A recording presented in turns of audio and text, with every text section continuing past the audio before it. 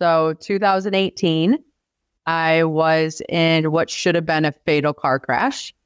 We have no clue to this day how I survived, let alone walked away.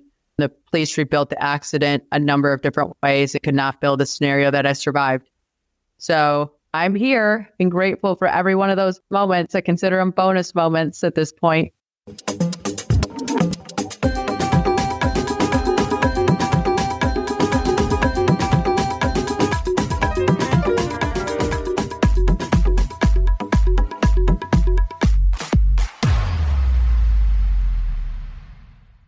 Imagine it's 12 months from now, and you've achieved your major life goals. How does it feel to be in the best shape of your life? To wake up energized, excited about the day? To have great relationships and friends who support you and propel you forward?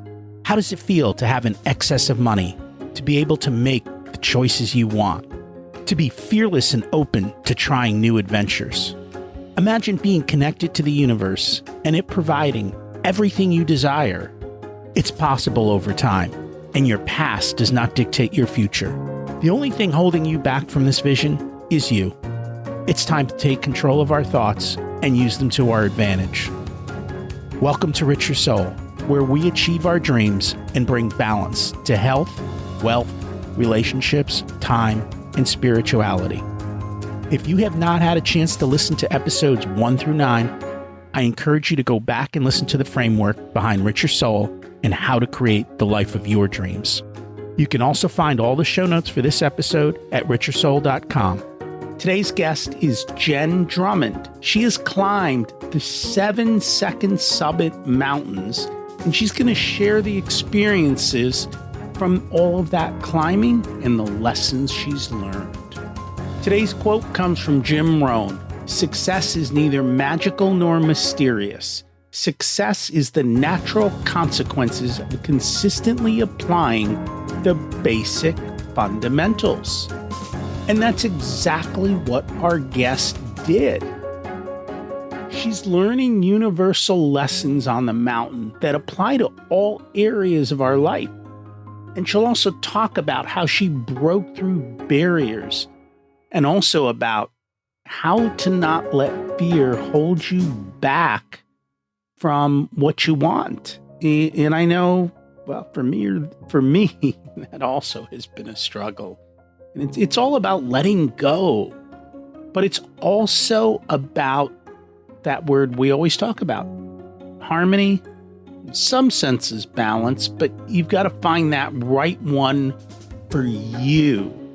Jenn's done some incredible things, as we've talked about. She has done the 7-second summits, which is basically now a world record holder.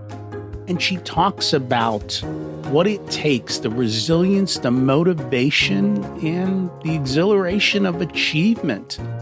And also how some people behave on that mountain. We've talked about that. And she's also got her new book, QuitProof, the 7 Necessities for Becoming Resilient. And it's coming out just as this releases, so that is pretty cool. Let's meet Jenn. Welcome to Richer Soul, Jenn Drummond. It's great to have you join us today. Thank you for having me. And I'm excited to learn from you today. Let's start at the beginning. What was it like when you were growing up, and how much did your family and school teach you about money? I don't know if we had any formal lessons in money. Want to feel maybe in high school or middle school, they taught us how to write a check out of a checkbook. And I will say growing up, I learned that my grandma had garage sales all summer long. And so then I would have a lemonade stand at the garage sale. And so at first I was doing fine. And then all of a sudden my grandma made me pay for the inventory because I was doing more than fine. And so it was just learning all the little pieces of that from, the neighborhood garage sale. What was the reason that she was doing a garage sale all the time? Was that like her business, or was it just? She was an antique collector and just a collector of things. So she would run maybe 2, maybe 3 garage sales a summer, but then we would go garage sailing and all that kind of stuff. And I just remember being, man, if I sold lemonade, I was going to make some good money. Mind you, like the lemonade was probably 5 or 10 cents a glass at that time, but still me, I thought it was fantastic. Was your grandmother intentional in having you come along and having you be there and doing the lemonade stand to teach you lessons, or? I don't know if it was intentional or just being a part of it. My grandma always bought things and sold them for more. That was like her way of making money at her antique booth and everything she did. So there you go. That is the simple recipe for making money. Buy things and sell it for more. I don't know why so many people struggle with that one. It works when it works. That's for sure. Well, and the opposite of that is make money and spend less. Right. Definitely. Invest the difference. I mean, it's really that simple, but for whatever reason, people struggle with these things. So I'm assuming your parents didn't teach you much about money? Not really. Not in comparison to what I teach my kids about money, right? Like, I think you grow up and it changes the game. And so I have 2 boys in high school that took summer school so that they could trade and start school late here in Park City during the school year. Interesting. So what are you doing to teach your kids about money? Well, I'm letting them decide how they wanted to learn themselves because I want them to own that path instead of me. But they did find different YouTube people. They did find different people on different platforms that they liked. And so then I lent them money to be able to try first they had a paper trade. And then after they paper traded for 3 months, I gave them each $500. They were only allowed to invest 3% into any one trade. And so that was like their only rules that they had. And they were allowed to work it any way they wanted to. They both got the accounts up. They both crashed the accounts to about $2 left. And right now they're doing okay, right? So it's been a good learning experience. Both of them have paid me back. So I gave them the 500, then after they had to pay me the 500 back, and now everything else is theirs. So that's more from the investment side. Yes. That you're teaching. Okay.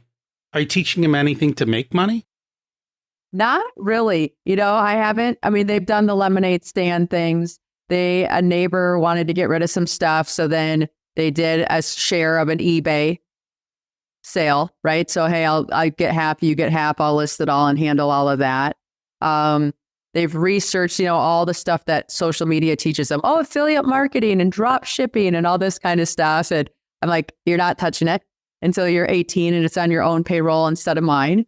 So they have looked at it, but they haven't figured it out. My one other son is decent at social media.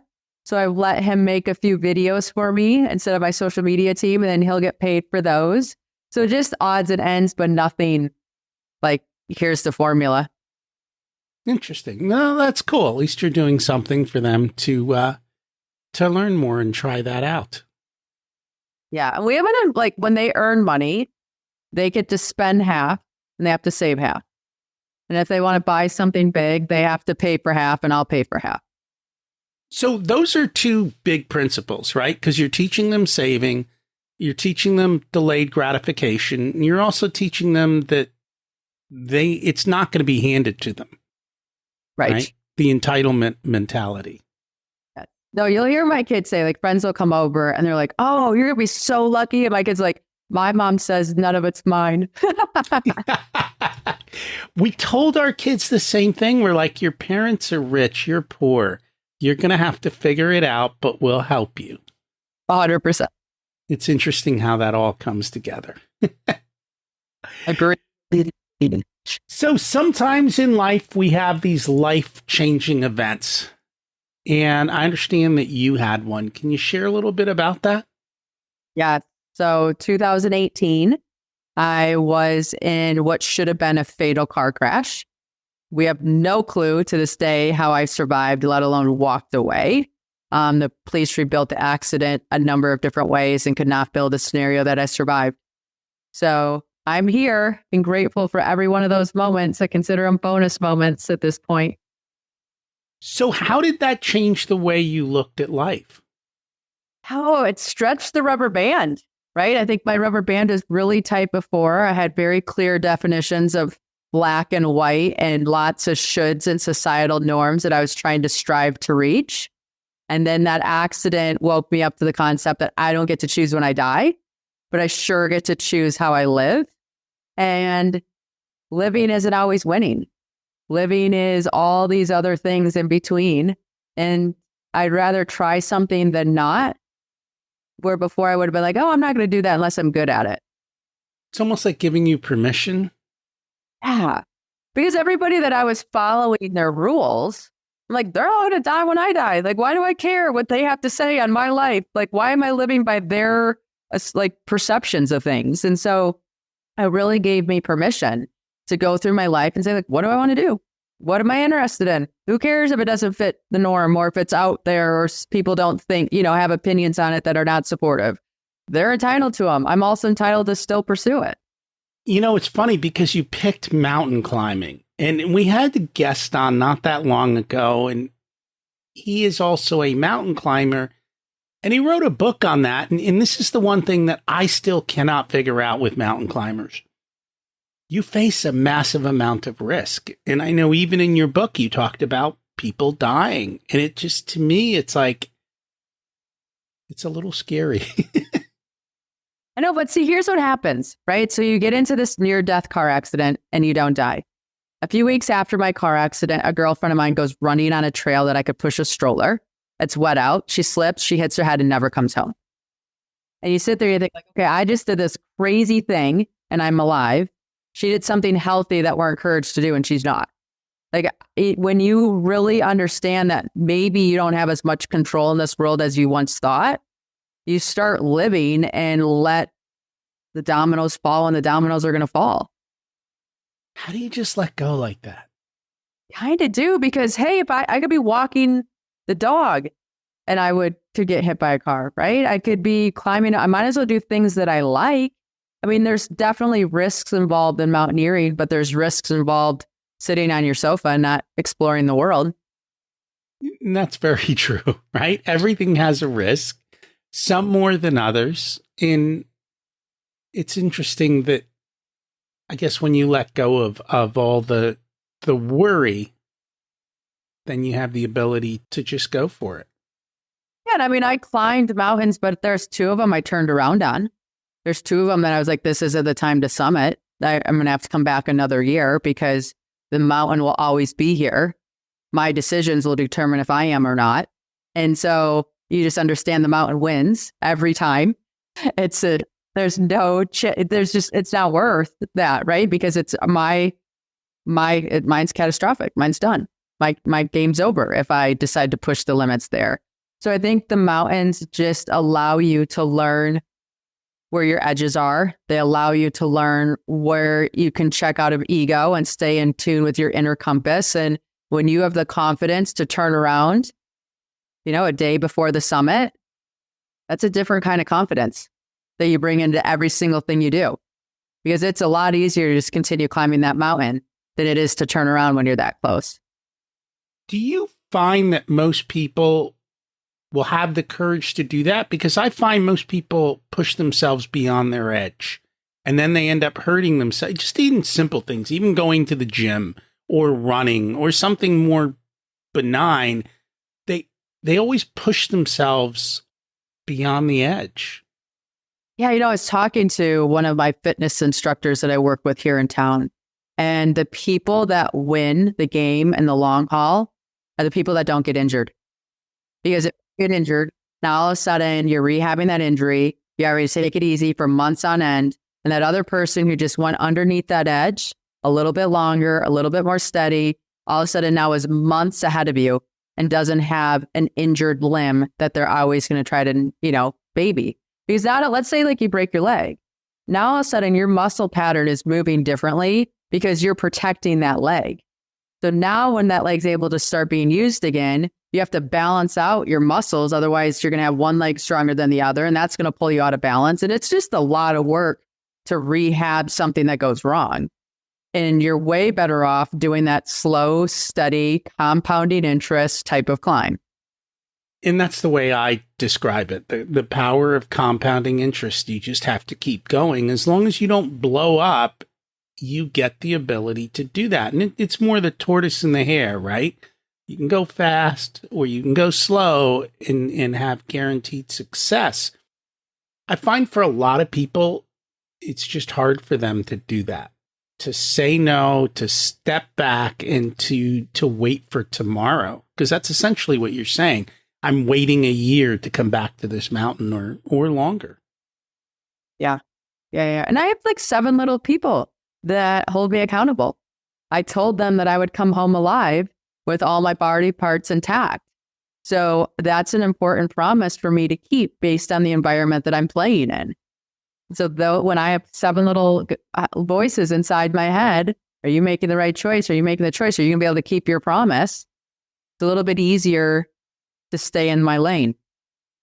That it is. So what inspired you to write the book, QuitProof, 7 strategies to build resilience and achieve your life goals?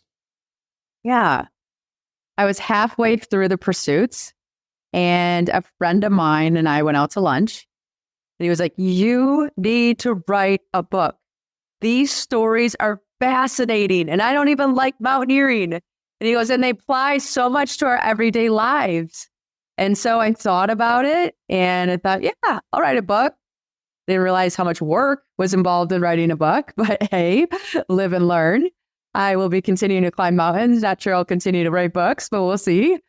And it's fun because I did this thing, right? Like I set this world record. I was not a mountaineer.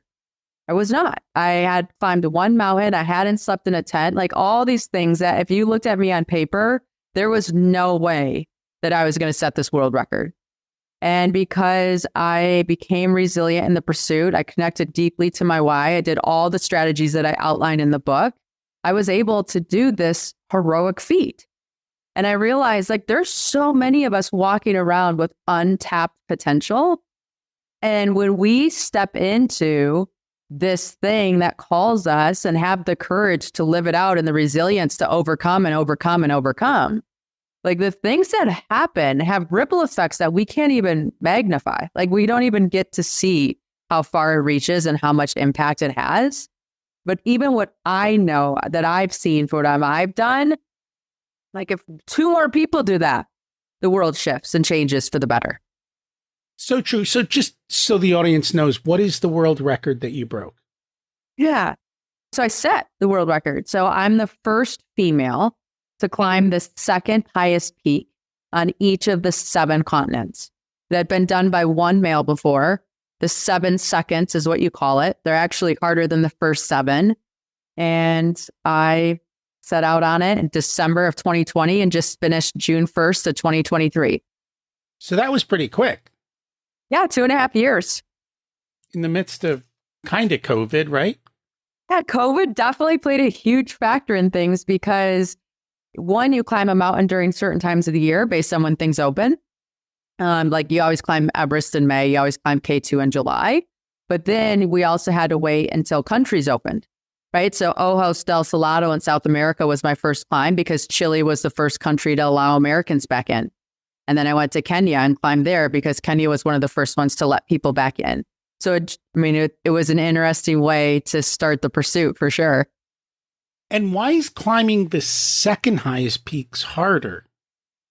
There's a few things that factor into it. For some of them, the topography. So for example, when you take Africa, you have Kilimanjaro, which is the highest point. That is a hike. You can modify a wheelchair to get to the top of it. Mount Kenya is a rock climb. So you're rock climbing shoes and a harness and you're climbing and you have ice axes at the top and all this other kind of stuff. So it's just technically more advanced. K2 is a much harder mountain than Everest. And so most of the mountains, just how they're formed or where they're positioned, are harder than the first 7. You say the word breakproof in the book. What does that mean? Yeah, we wrestled with this one for a while, if I had to be honest. So to me, breakproof is the break is the proof. So in any pursuit that we take on, we're going to break. Some of us are proactive when we take a break so we can recharge the batteries and have enough energy to go forward or be strategic about our pursuit. But a lot of us get to this point where we break. And when we break, if we look at that break and reflect, we can see what's working, what's not working, what do we know now, and how do we continue forward? So that proof gives us the tools that we need or the resources to be aware of that we need to be able to continue on our climb, whether that be physical or metaphorical. And that kind of brings up a question, because one of the things I see with a lot of people is they can't define what's enough. Is that a struggle for you, or do you have clarity with that, or is there a lesson from this that kind of hit home on that? So when you climb a mountain and you're at the top, you're halfway, right? You're not all the way home. You're all safe when you get all the way home. And so anytime, I think that metaphor is so helpful for us, because a lot of times people will push and push and push to get to the summit, and they forget summit's halfway. So we always have to ask ourselves, do I have enough in this venture to be able to get back home? Think of how many businesses wouldn't blow up if they had enough capital and a pursuit that they were taking on that, hey, we still can come home and we're okay. That's the number one thing I do for business owners. We help them have the capital to get through the storm, because you are going to face a storm. It's just the reality of it. And I think people forget that. We've had such a good economy for so long. People forget that there are cycles that happen through that. And that is the biggest problem there. Before we continue on that, another comment. Writing the book is 20%. Promoting the book is 80%. You're barely halfway. I don't know where you are in the promotion tour. Oh my gosh. I had right? These things that you don't learn until you're doing the thing, right? You're like, so you're finally all excited. You're celebrating. The book's like off to the editor. The editor signed off. Now it's off to the printer. And then all of a sudden you're like, all I do is have words on pages. This means nothing unless the world's excited about this thing, wants to read this thing. And so now the real effort comes in, right? And it's like climbing a mountain. The most people die on the way down. And it's not the way up. It is the way down. And I think with a book, they get it to the summit. They forget, like, guess what? The hardest part is still ahead, because you got to get back home. And you got to get back home by pushing this thing out to the world and sharing it and hoping people share your passion and ideas to carry it forward.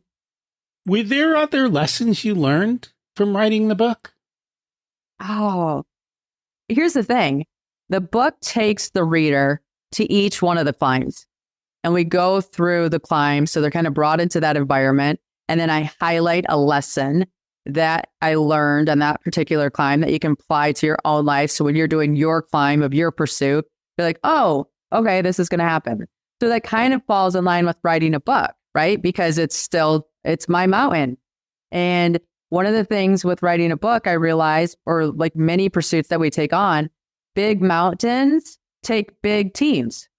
So the bigger your goal is, the bigger the team you need to make that goal come to fruition.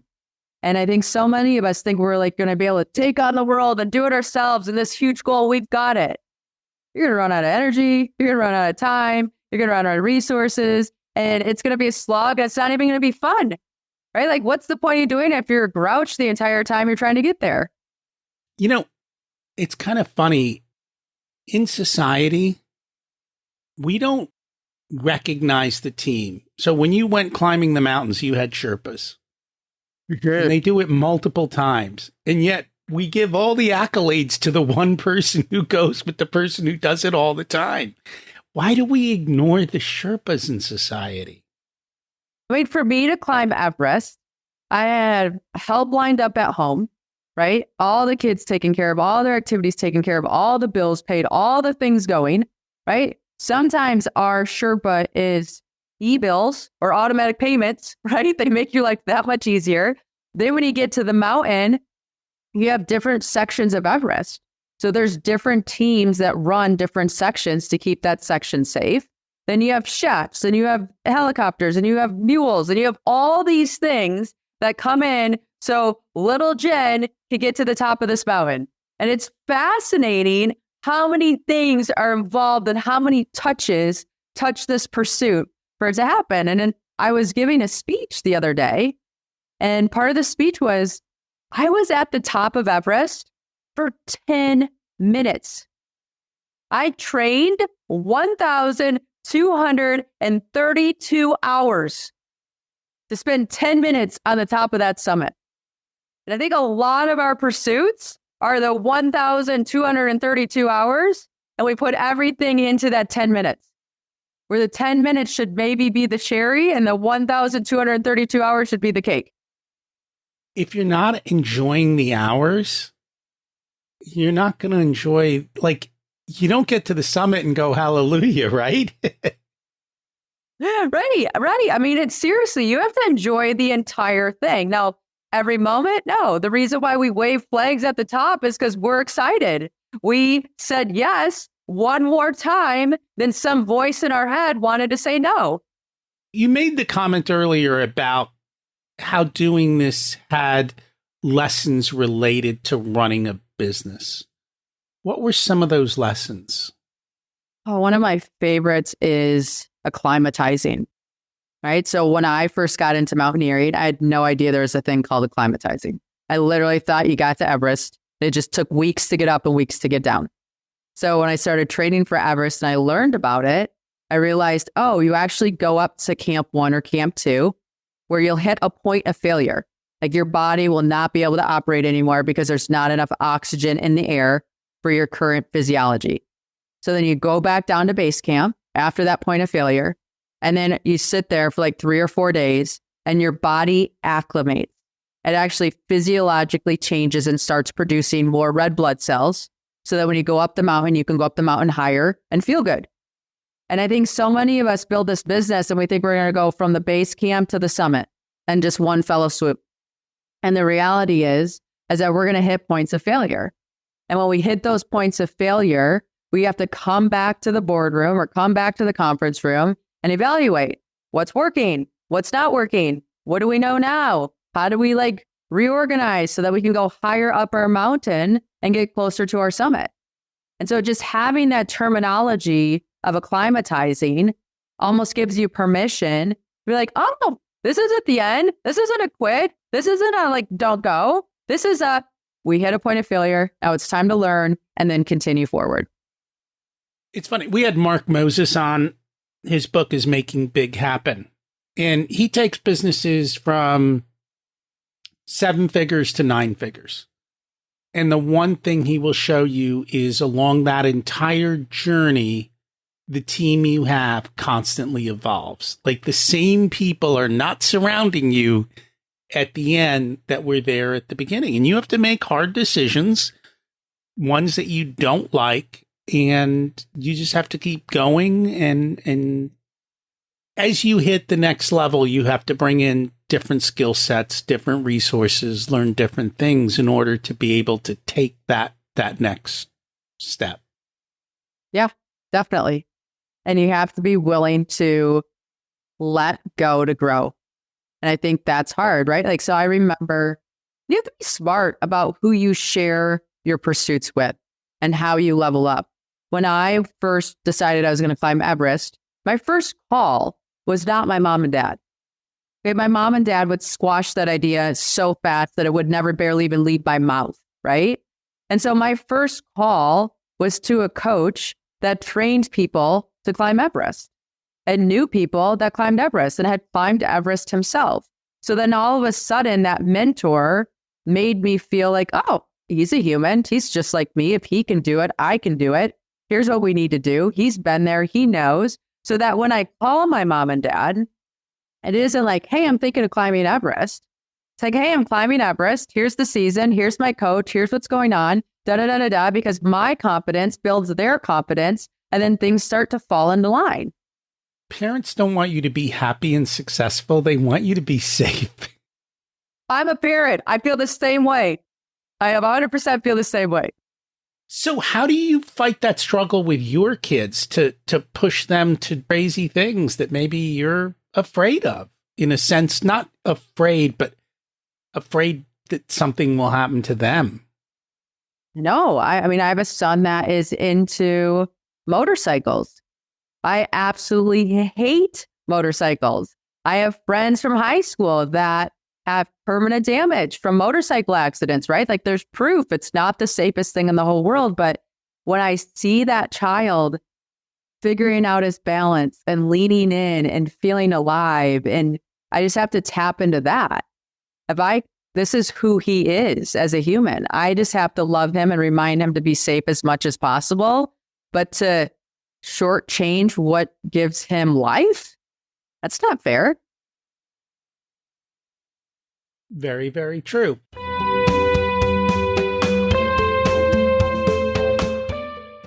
Today's episode is sponsored by Profit Answer Man Podcast. Did you know that most small business owners hate looking at their financials? It's one reason they may struggle with business success. The Profit Answer Man podcast helps them ensure they are profitable and can pay their employees and weather the storms we all have to face. It's built on the Profit First methodology of pay yourself first.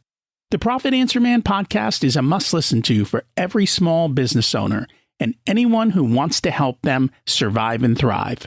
Check it out on your favorite listening platform.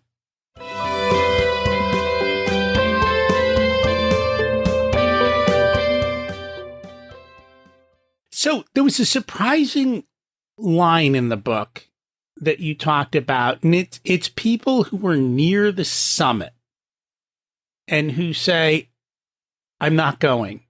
And you said the realization hit me. Their apprehension revolved around the looming question of what's next.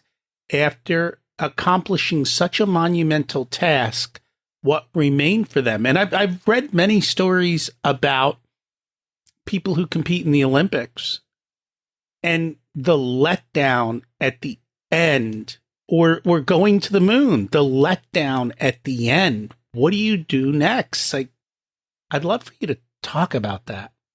Oh, it's so real because this pursuit gave you so much passion and purpose and definition and all these things, right? And then all of a sudden it's done and you are back at the drawing board of who am I? What is this?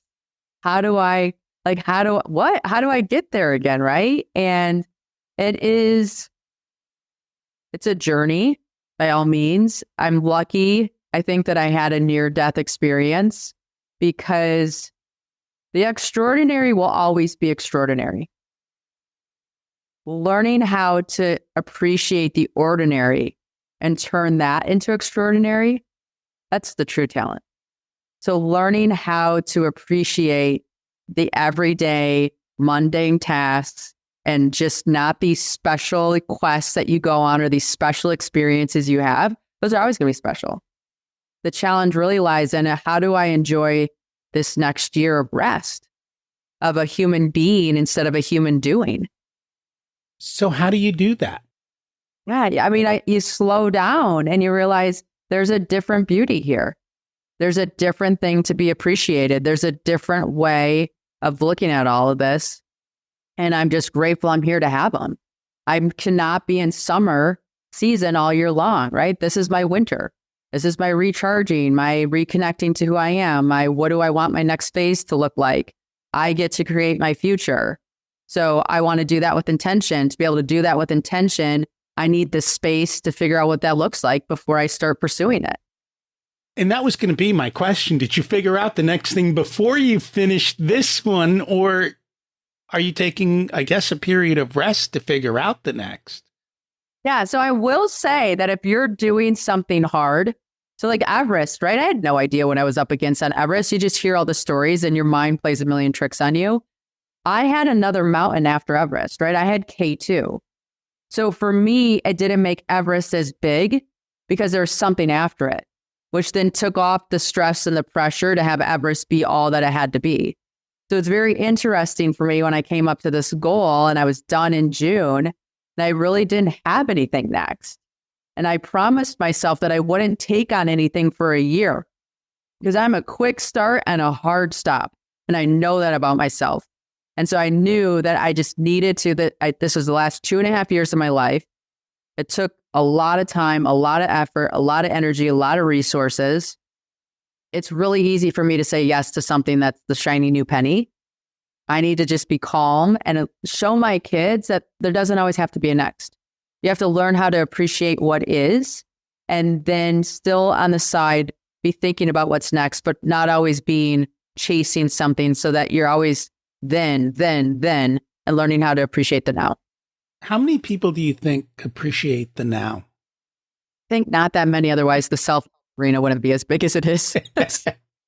I don't disagree. That's why I ask, because everyone is in. I'm just as guilty of living in the past or looking at the future and not spending as much time in the moment. And today we get distracted more than ever. And so we're multitasking on everything and trying to do 15 things at once and not just enjoying the moment. So what's next for you then? Do you have that answer? Or are you still figuring it out? We're figuring it out. I mean, I do have some fun things in the interim, right? The book launches January 9. Speaking engagements are awesome. I love the exchange on stage and the energy and all that fun stuff. I'm taking my 3 oldest boys to Africa. So we're going to go climb in February, Kilimanjaro instead of Mount Kenya. So that's going to be fun. Some stuff to like whatever, but there's a few like projects that have been presented to me as opportunities. I'm not ready to take them on yet. I know. And I also have boys. Like, it was funny when I started on this quest, I had just spent a lot of time at home, right? Like, kids are out of school. I'm a homeschool mom. We were with each other 24/7, 365. Now that I've been doing some of these climbs and have been away from home and my kids are getting a little bit older, time to recharge and plug into them a little bit more than my own personal pursuits. What made you choose to homeschool? It was a choice that was put on all of us when COVID entered the scene and schools shut down. That was not a choice, and nor will it be a choice ever in my future. That is not a strength of mine. We will all contest to that. So they went back to regular school, or they went back to school once COVID allowed school to go back into session. Okay. So it was just the temporary during that period. Yeah. Okay. They didn't say, hey, can I stay home? No, they were not interested in homeschool by mom. Not a success project. That's okay. Hey, but at least you knew that, right? You tried it. It doesn't work. And how have you created the freedom to be able to do all of this, though, to have the time in the ability to make these choices? I mean, you say no to a lot of things, right? So every no is a yes to something else. So when my friends would get together for coffee or things like that, I'm like, if you want to hang out with me, we're going for a hike. I just don't have time for coffee right now. Or when it was time to train and my son had a soccer game, I was the mom on the side of the soccer field with a 12-inch step and a backpack full of water bottles going up and down for that hour and a half because I could mix watching him and training. Any Zoom call I could take that didn't need me on camera, I was walking on a treadmill. So you fit it in because the goal is that important that you make it work. And I think that's where people get stuck. They don't see the possibilities of how do you make it work and still get everything done. How have you been able to kind of maybe open the lens bigger or see more of those opportunities to figure out how to make that happen? I think I keep a natural mindset of this is possible. The only thing getting in my way is me. And so if I'm the thing that's getting in my way, what other things can I take on and look at? Like, for example, when I was first looking at Everest, I wasn't worried about the climb. I wasn't worried about the food or figuring out how to sleep in a tent or all those things. I was worried about my kids and how I was going to be able to be gone for 8 weeks. And that was a no-go for me. I'm not going to be gone for 8 weeks. Like, I'm not doing that. And so then I started researching, like, how do you acclimatize before you get to Everest? And is there something you can do to cut your time short over there? And so I found a company called Hypoxico that you can buy tents from that you put on your bed that can simulate an Everest type environment. So now all of a sudden you can come into Everest acclimatized. So that changed an 8-week expedition into 3 weeks. You have one of those kind of stories in your head of like how you fix something to make it work for you. That gives you the confidence to say, I'm the only thing in my way. What can I research? What can I find? Who can help me get to make this easier, better, faster, quicker, whatever it is you're trying to do? That's impressive.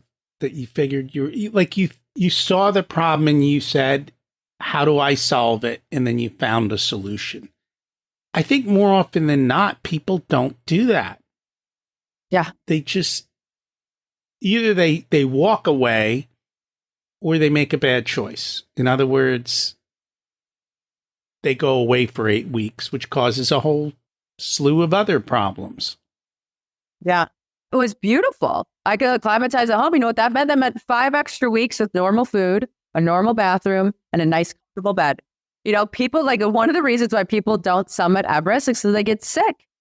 They get sick. Those conditions are not the easiest conditions to live in for 8 weeks. So you train a whole year at Everest and you're there at base camp and you get sick. And that's why you can't climb. That's a bad deal. Why don't more people do what you did? I don't know if it was as readily available. I think it's getting more readily available. Not the cheapest option by any means, but it's an option. Well, 5 extra weeks on a mountain probably isn't cheap either. 1,000%. Pick your poison. You have to balance all of that stuff out between the different choices and see what happens. What are you hoping people get from reading the book? Hope they get a tool that they're willing to try that allows them to go further and farther in a pursuit they're taking on. And what's been since you've released the book and you started talking about it, I guess, what are you most surprised about coming back to you from that? How few people ask for help. I think it's one of the easiest things we can do, and it's so easy, it's hard. And so the book just talks about, in non-direct terms, right? In the fact that we can't just wave our flag at the summit. We need to wave our flag on our entire pursuit, because it tells the universe, here's what I'm trying to achieve, here's what I need, and here's how I can help.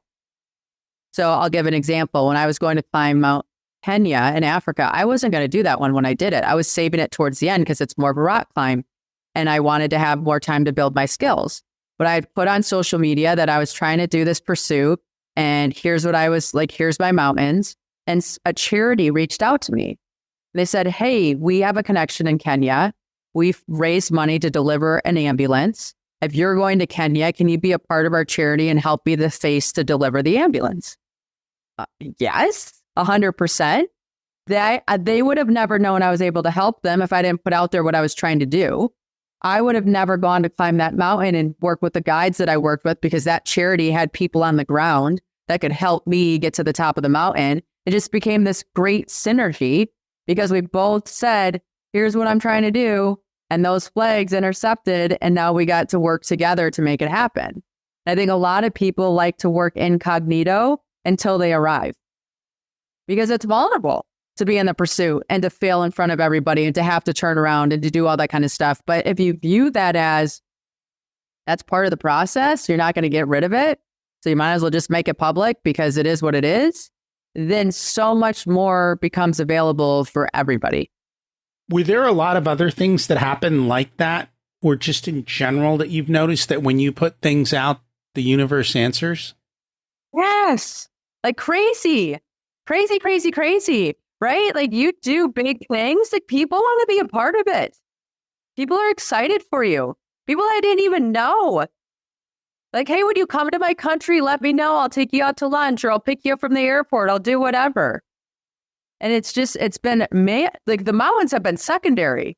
The relationships, the cultures, the people, the things that I've been able to connect and like communicate with is really where the gift has lied. Are people the same all over the world? I think in general, we all want to be seen. So whatever your language, whatever your culture, it's that eye to eye contact. I acknowledge you, you acknowledge me.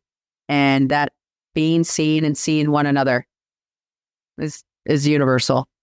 And that makes a lot of sense. I know people think everyone's different, but we all have the same hopes, desires, and dreams, right? Regardless of where you're at. What do you wish people would ask you about, but they don't? That's a good question. I wish they would ask me more about themselves. Hey, I'm struggling with this thing. You climbed this mountain. Is there any, do you have any parallels that could help me? or any advice that could help me. A lot of people will ask me questions of, how did you leave your kids? Or how did you do this? Like just things like that, that even if I answer, how does it benefit them? So if you're going to run into me on the street and you have a question for me, I want your question to be something that I can answer and help you with so that you can do your pursuit more. I guess they're not asking that question because they're trying to figure out how they can do it. They're just asking it from a curiosity standpoint. Is that what that must be the difference? Yeah, it isn't like it's applicable to them. It's more trying for me to defend like a thing that I did. Who cares?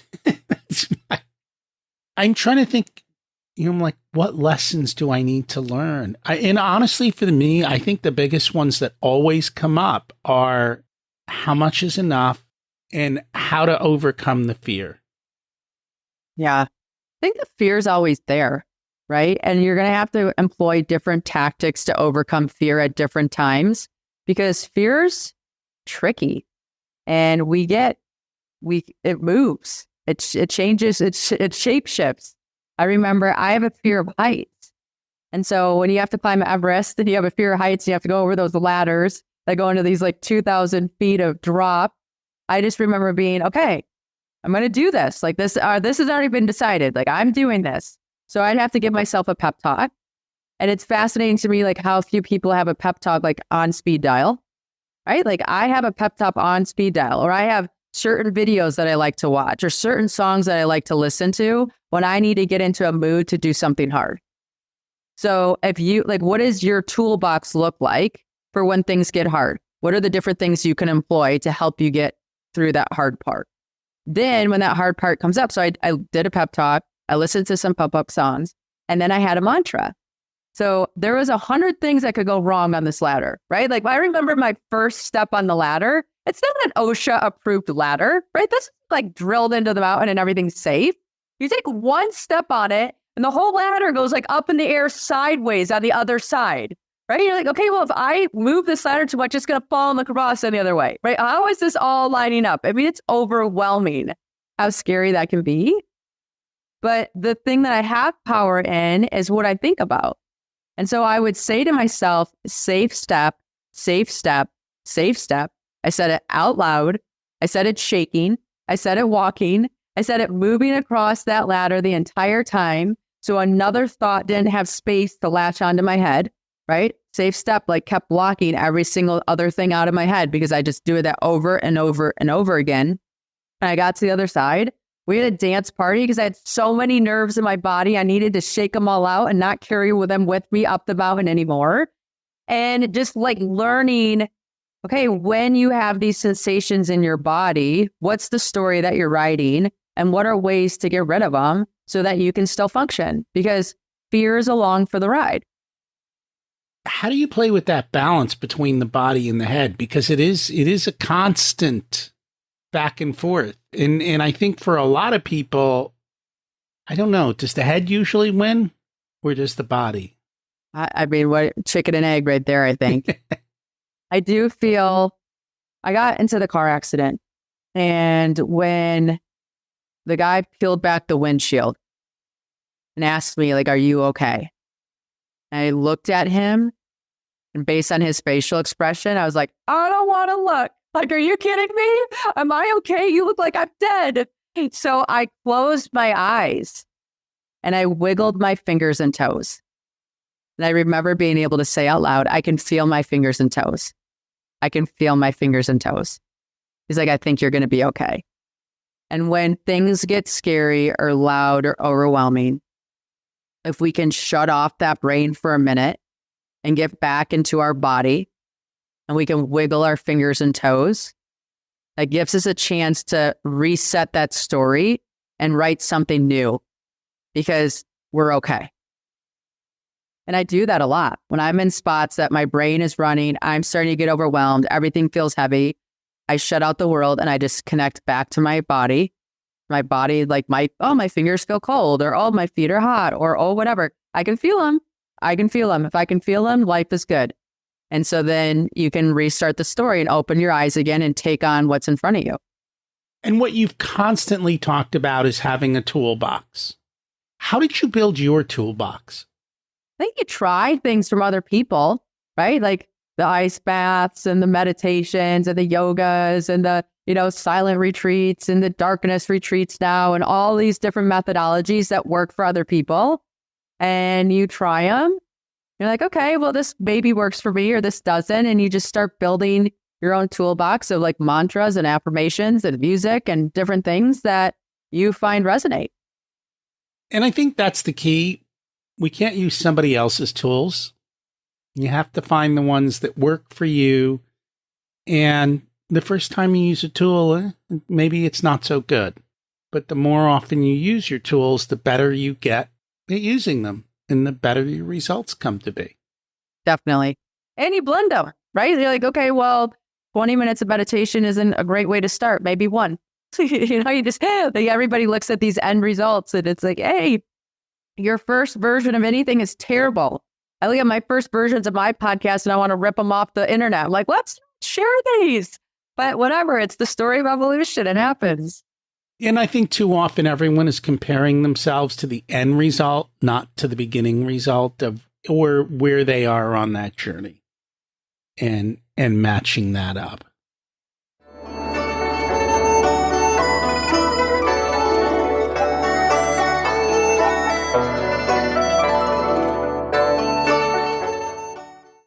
It's time to learn the secrets of life. What's your secret to living an abundant life? Seeing abundance everywhere I look. It's there, isn't it? And we didn't really talk about this, but many of these mountains are in third world countries. You really get an eye-opening of how the rest of the world lives. Yes. I remember coming back from Nepal the first time, and my mom was swapping out holiday pillows. And Nepal has nothing, right? Like we just went through the Halloween, and I have Halloween basically toilet paper at my house. I mean, it is unbelievable how many Halloween items we have. It's embarrassing. And so I'm in Nepal. We don't celebrate Halloween. Everybody's happy. Everybody's just connecting with each other. Nobody's buying bins to store things to bring out to celebrate a holiday. They're just enjoying each other's company. I was like, oh, wow, this is so beautiful that we don't have to have all these things and we can still have a lovely time with you and I. So I come home and we're boxing up Halloween pillows so we can bring out turkey pillows. I was like, oh no, we're done. We're done. We are boxing these things up and they are going to the Christian center and they are going to somebody else's house. We are not wasting our energy on these kinds of things anymore. And you just don't realize because abundance is around us so much that we become numb to it. And when you can like just check out and then you recheck in, you're like, we have abundant everything. We have running water in a house. We turn on a faucet, it will run till we turn it off. And it's cheap. Not if you live in the mountains, but yes, it is cheap. What did you learn later in life that you wish you would have learned sooner? Yeah, if I could tell my younger self to just breathe and have fun. I was so serious for so long. And serious is a choice. So it's fun. And so whenever I'm doing something, I make a point to pause and ask myself, is there a way to have more fun doing whatever I'm doing?